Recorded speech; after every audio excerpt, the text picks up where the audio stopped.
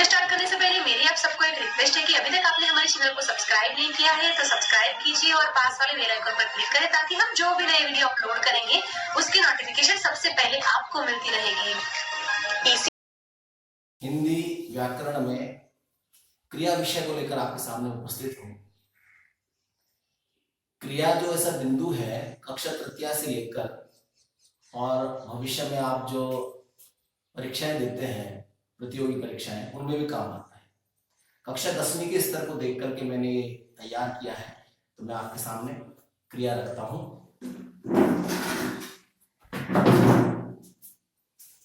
देखिए 10वीं कक्षा का जो बोर्ड का पाठ्यक्रम है उस पाठ्यक्रम में 12 अंक की व्याकरण है। 12 अंक की व्याकरण में क्रिया 2 अंक निर्धारित है, लेकिन बोर्ड ने पाठ्यक्रम जारी करते समय उसमें एक शब्द लिखा है क्रिया विशेषण, और ये तकनीकी त्रुटि मान लीजिए या जानबूझकर हो सकता है।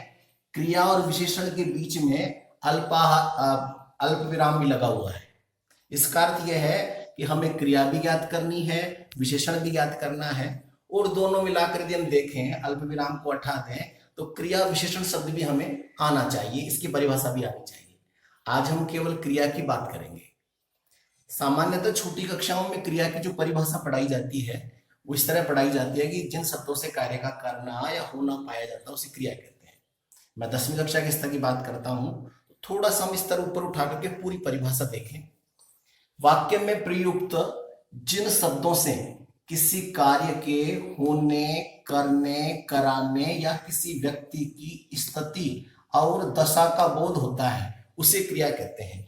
इसमें जो नई बातें जोड़ी हैं, होने करने के बाद में कराने या किसी व्यक्ति की स्थिति और दशा, ये भी इसमें मैंने जोड़ा है। उदाहरण के लिए मैं आपको बता दूं कि कराने का मतलब कोई व्यक्ति दूसरे से काम करवाता है, जैसे मैं धोबी से कपड़े धुलवाता हूं तो क्रिया हो गई। ऐसे ही कोई व्यक्ति बाजार में खड़ा है तो खड़ा है तो क्रिया है, लेकिन मान लो कहीं स्थित खड़ा है तो स्थिति का बोध हो तो भी क्रिया कहलाती है। आज हम कर्म के आधार पर क्रिया के कितने भेद होते हैं इसको पढ़ेंगे। तो कर्म के आधार पर क्रिया के 2 भेद होते हैं, अकर्मक क्रिया, सकर्मक क्रिया। 10वीं कक्षा में सामान्यतः यही पूछा जाता है। सबसे पहले बात करें हम अकर्मक क्रिया की। देखिए नाम से स्पष्ट है अकर्मक, अर्थात इसमें कर्म अनुपस्थित होता है।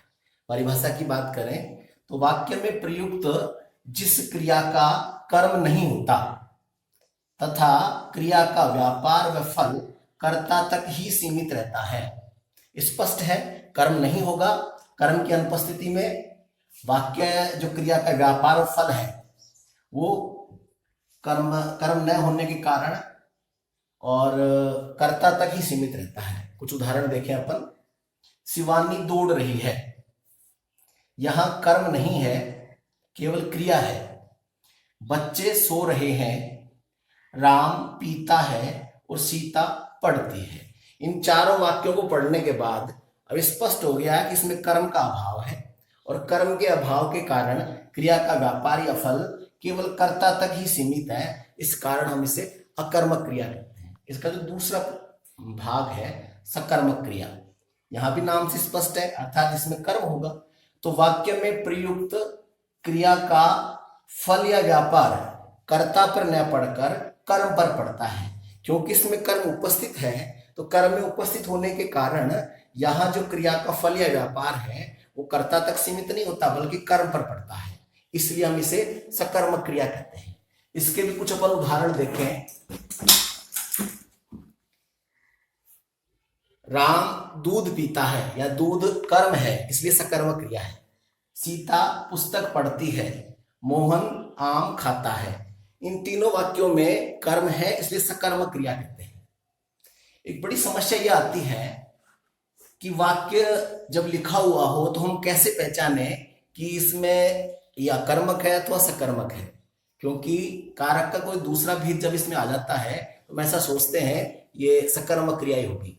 उदाहरण के लिए मैं एक वाक्य आपके सामने रखता हूं। मोहन तीर चलाता है या मोहन कलम से लिखता है। जैसे ही कलम शब्द विद्यार्थी पढ़ता है वो समझता है कि सकर्मक क्रिया है। तो मैं आपको स्पष्ट बता दूं कि जब तक केवल कर्म कारक होगा तो ही कर्म क्रिया होनी चाहिए, वरना अकर्मक ही होगी। इसको पहचानने का सूत्र मैं आपको बताता हूं कि जिस वाक्य में आपको अकर्मक और सकर्मक क्रिया पहचाननी है, उस वाक्य से आप दो प्रश्न करिए क्रिया से। पहला है क्या और दूसरा है किसको। यदि इन दोनों में से किसी एक का उत्तर आपके पास आ जाए तो सकर्मक क्रिया होगी, और यदि नहीं आता है तो अकर्मक होगी। मैं स्पष्ट करता हूं, मोहन खेल के मैदान में खेलता है। ऐसा लगता है कि इसमें खेल का मैदान आ गया तो सकर्मक होनी चाहिए, लेकिन आप इससे प्रश्न करिए मोहन क्या करता है तो उत्तर आता खेल के मैदान में। क्या करता है स्पष्ट नहीं है। किसको, इसका भी उत्तर नहीं आता, इसलिए अकर्मक क्रिया है। दूसरा उदाहरण है राम चम्मच से खाता है। तो राम क्या करता है, खाता है चम्मच से। किसके द्वारा, ऐसा नहीं पूछा मैंने। किसको खाता है ये भी स्पष्ट नहीं है, इसलिए ये भी अकर्मक क्रिया है। तीसरा उदाहरण देखिए, वह पुस्तक पढ़ रहा है। यहां वह क्या करता है तो पुस्तक पढ़ता है। किसको पढ़ता है, पुस्तक को पढ़ता है, इसलिए स्पष्ट है सकर्मक क्रिया है।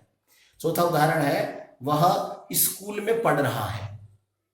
यहां भी आप प्रश्न करें वह क्या कर रहा है, पढ़ रहा है, उत्तर आ गया, लेकिन वह किसको पढ़ रहा है स्पष्ट नहीं है, इसलिए हम कह सकते हैं यह अकर्मक क्रिया है। तो इन दो प्रश्नों के माध्यम से आप आराम से पहचान सकते हैं कि क्रिया अकर्मक है अथवा सकर्मक है। हमने जो आज पढ़ा है इसको दोहराने के लिए आप लोग गृह कार्य करेंगे। तो गृह कार्य में आपको बता देता हूं, क्रिया की परिभाषा लिखिए, यह आपको लिख लानी है। दूसरा प्रश्न है कर्म के आधार पर क्रिया के भेदों की सोदाहरण परिभाषा लिखिए। अर्थात आप दोनों भेद लिखने और दोनों के उदाहरण से परिभाषा लिखनी है। बोर्ड में पूछने का ये दो प्रकार में। तीसरा प्रकार जो होता है बोर्ड में पूछने का, निम्न वाक्यों में प्रयुक्त क्रिया का नाम लिखिए। एक वाक्य लिखा हुआ आता है और वाक्य में आपको ये पहचानना है कि ये क्रिया का कर्म के आधार पर कौन सा प्रकार है, फिर उसकी परिभाषा आपसे लिखवाता है। तो आपको तरीका पता है पहचानने का, आप उससे पहचानेंगे।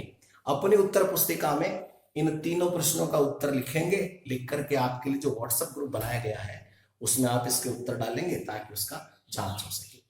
अगली वीडियो में मैं आपको रचना के आधार पर और प्रयोग के आधार पर जो क्रिया के प्रकार होते हैं वो आपको बताऊंगा। तब तक आप लोग अपना अध्ययन जारी रखिए। धन्यवाद।